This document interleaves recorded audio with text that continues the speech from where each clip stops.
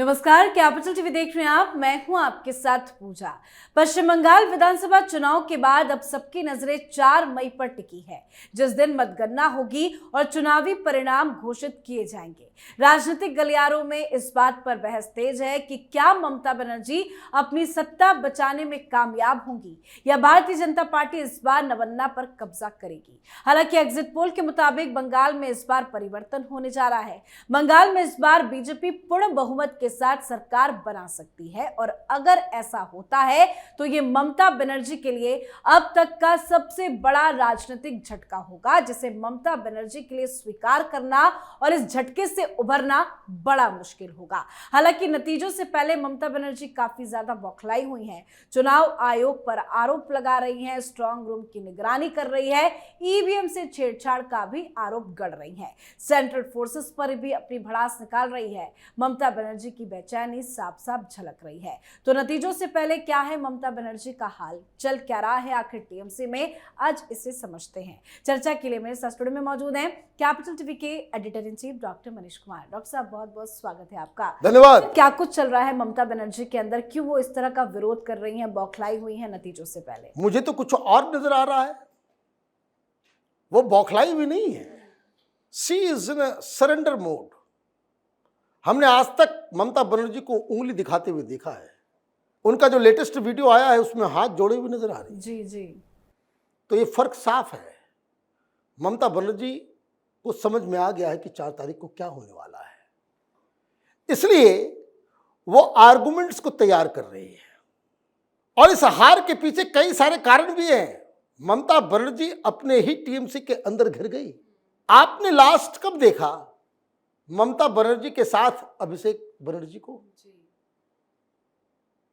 साथ में आपने रैली देखी? नहीं। क्या चल रहा है? भारतीय जनता पार्टी के लोग अपने घर से पैसा लगा करके माइक्रो लेवल पे काम कर रहे थे। ऐसे कई सारे लोगों को मैं जानता हूं। करीब 200 के आसपास बीजेपी के लीडर्स, जिनका बंगाल में जहां कुछ भी है वो पैसे अपने घर से लगा करके प्रचार प्रसार में लगे हुए थे। हमने एक इंटरव्यू किया था, सुजीत कुमार सिंह गौरव बोराम के विधायक है, उन्होंने एक घर ही ले लिया किराए पे। वहां रह के उन्होंने कम से कम 70-80 छोटी छोटी मीटिंग्स, कार्यकर्ताओं के, तो बीएमएस के लोगों को, तो विद्यार्थी परिषद के, युवा मोर्चा के लोगों को, बिजनेसमैन के साथ, तो मरवारियों के साथ, जहां कहीं भी आप देखिए। और ये अकेले नहीं है, देश भर से लोग इस तरह से आए हैं। आप देखिए किस तरह से मैथिली ठाकुर ने कैंपेन किया, स्मृति ईरानी ने, बहुत लंबी लिस्ट है और बिना किसी शोर शराबा के। आरएसएस की तरफ से 80,000 मीटिंग्स की गई पूरे बंगाल के अंदर में पिछले 6 महीने में। ये मीटिंग्स, ये कार्यक्रम ऐसा कि ड्राइंग रूम में बैठ के आप 20 आदमी के साथ बैठ कर बातचीत कर रहे हो। ममता बनर्जी को समझ में नहीं आया। ममता बनर्जी वही दम अहंकार में रही।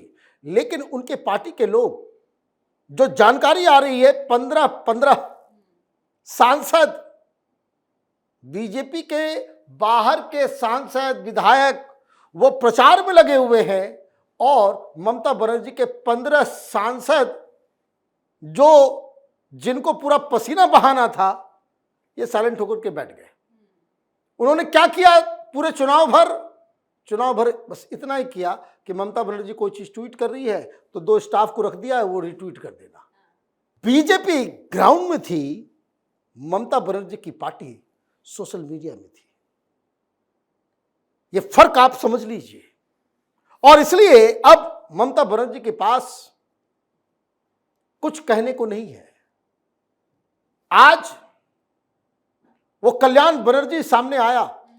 अगर आपने उसके प्रेस कॉन्फ्रेंस को नहीं सुना, आप सौभाग्यशाली हैं, क्योंकि जिस तरह की बदतमीजी और जिस तरह की भाषा का इस्तेमाल कल्याण बनर्जी ने किया, ये बताता है कि टीएमसी बौखला चुकी है। टीएमसी के mindset and the kind of गुंडागर्दी